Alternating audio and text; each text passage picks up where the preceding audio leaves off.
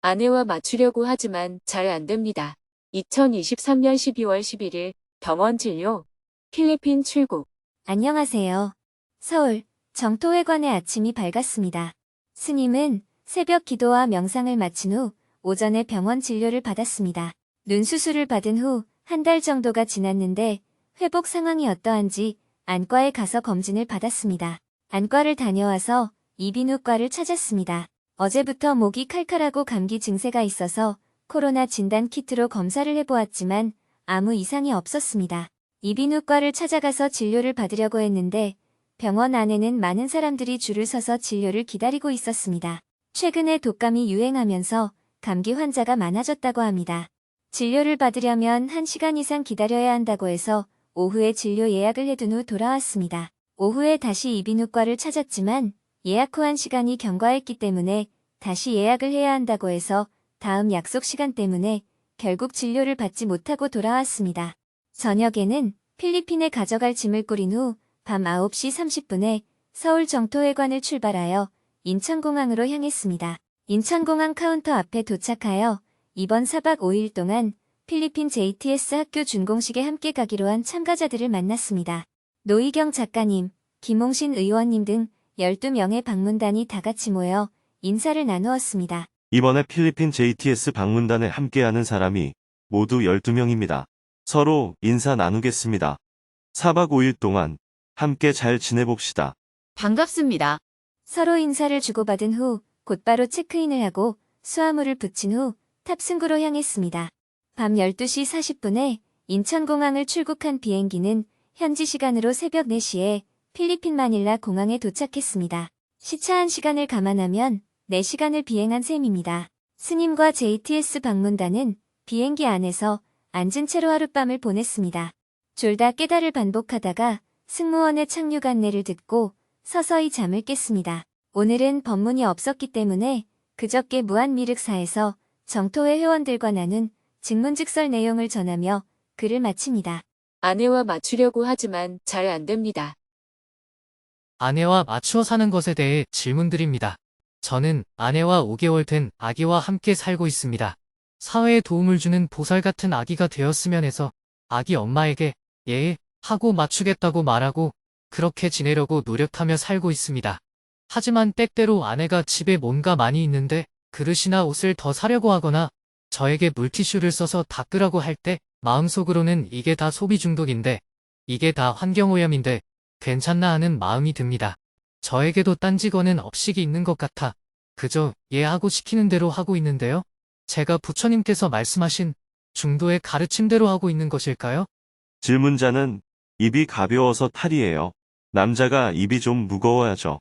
부인에게 예 하고 맞추겠다는 얘기를 뭐 하려 했어요? 저도 좀 후회를 했습니다. 부인에게 맞추겠다고 얘기를 해서 이런 고민이 생긴 거예요. 수행은 그런 얘기를 상대에게 하면 안 됩니다. 혼자서 기도를 하면서 내가 아내에게 예 하고 맞추는 것이 되는지 안 되는지 연습하는 것이 수행입니다. 안 되어도 그만이고 되면 다행이다 이렇게 생각하고 수행을 해야죠. 덜렁 상대에게 그렇게 얘기하면 하루만 칭찬을 듣고 평생 욕을 얻어먹게 되는 거예요. 그런 바보 같은 짓을 이미 했기 때문에 어쩔 수가 없어요. 이왕 일을 저질렀으니 아이가 3살이 될 때까지라도 아내가 하자는 대로 하세요. 그런데 다른 것은 모르겠지만 물티슈는 상대가 쓰라고 해도 알았어 하고 안 쓰면 됩니다. 상대가 무언가를 먹으라고 해도 알았어 하고 안 먹는 것은 거부하는 것이라고 볼 수는 없거든요. 상대에게 너 왜 그랬니? 하고 나무라는 것은 질문자가 하고 있는 수행의 기준에 어긋나는 행동이지만 내가 안 하는 것은 큰 문제가 아닙니다. 예를 들어 내가 저녁을 안 먹기로 정했는데 부인이 밥을 먹으라고 하면서 당장 내 말을 들으라고 하는 경우 이때 예 하고 말하는 것이 복종의 의미는 아니에요. 내가 상대의 마음을 거부하지 않는다는 의미입니다. 그렇기 때문에 항상 예하고 그냥 나의 일을 하면 되는 거예요. 상대가 왜 한다고 해놓고 안 해? 라고 물으면 죄송합니다 하고 말하면 됩니다. 그럼 상대가 거기에 적응을 하게 돼요. 아내가 유모차를 사고 싶어 하는데 못 사게 하면 갈등이 생기지만 내 의견은 말할 수 있어야 합니다. 이건 너무 비싼 물건인데 안 사면 안 될까? 하고 의견을 냈는데 상대가 왜 내 말을 안 들어? 하고 말하면 다시 얘라고 하면 됩니다. 아무 의견 없이 무조건 시키는 대로 한다는 것은 잘못하면 노예근성을 심는 행동이 될 수 있습니다. 그건 수행이 아니에요. 수행은 주인이 되는 길입니다. 가능하면 부인이 하자는 대로 해주고 내 의견을 고집하지 말라는 겁니다. 부인이 물티슈를 쓰라고 하면 당신이 쓰는 건 괜찮지만 나는 지구 환경을 생각해서 행주로 닦을게. 이렇게 얘기하면 되는 거예요. 그것에 대해 상대가 성질을 내면 그냥 놔두면 됩니다. 말다툼을 하지 않으면 된다는 뜻이지 모든 것을 다 맞춰 주어야 된다는 뜻은 아니에요.